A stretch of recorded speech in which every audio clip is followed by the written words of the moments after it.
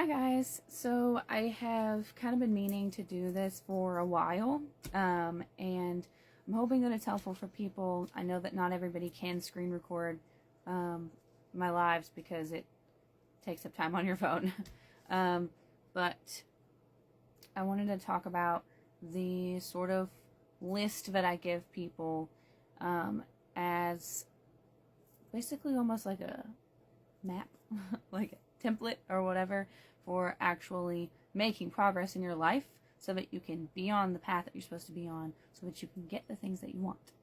Because everybody says, align with your path, but, nobody tells you how, right? And people say, set boundaries. Nobody tells you how. So I'm going to tell you how.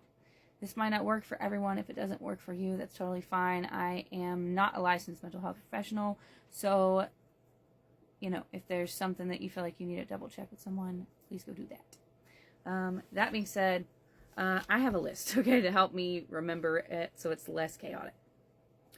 All right, so we're going to start with sit down and do some real, in-depth self-reflection and figure out what it is that you want, right? Where do you see yourself in 10 years, 5 years, a year? And then as you get that kind of visual of those things that you're wanting, right, we're going to set goals to get there, right? So you want to create the big goals, and then you want to kind of break those down into smaller, more easily obtainable goals so that you're not getting really discouraged because the big one hasn't happened yet. And also just to make it easier to understand the process that it's going to take to get there, right? If you're wanting to buy a house, then your smaller goal should probably be setting a specific amount to put into savings from each paycheck or whatever until you get to that goal. Now, the next step for this is going to be kind of trying to create some structure in your life, right? So make a short. Don't try to massively change everything that you are in one sitting, okay? But make a short list of things that you want to work on accomplishing each week, right? Like self-care should probably be on that list. And it's not just ice cream and Netflix, right? Obviously, doing things like that to decompress and remove some stress is very helpful, but that's not all that self-care is, right? So, checking in on those goals. That's taking care of yourself. Checking in on your physical and mental health. Going to therapy or the doctor when needed, if you can afford to do that. I know that not everybody has the money for it. Making sure that you're taking care of your, basic needs, right? Eating, drinking water, taking a shower, sleep, etc. Shadow work, right? So that falls under the category of therapy, okay? Not everyone can do shadow work by themselves. So if you're not in a place to do that, try to start smaller, right? Try not to dig into any of the really big problems. If you've got trauma and stuff like that, just be careful, okay? Everybody talks about shadow work, but nobody really talks about how that's not necessarily safe for everybody to do. Okay. Overall, you want to strive for balance in your life as much as possible. You want to, make sure you're doing the things you need to do, and also make sure you're taking time to relax. In order to do this, right, time management is going to require you to set boundaries. So you want to set boundaries with your friends, family, job, partner, and yourself. So don't say yes to things that you want to say no to or need to say no to. Don't overextend yourself or waste your own time doing something that's just totally not productive, is harmful to you, or leads you to just feeling kind of resentful of either, towards yourself for wasting your time or to somebody else. You get my point. setting boundaries with other people, okay? About to explain how to do that. So you're going to want to sit down and make a list, okay? Just like we did with the goals. We love lists. Sit down and make a list of at least some of the biggest things that people in your life are doing that really bother you. I mean, specifically things that affect you, right?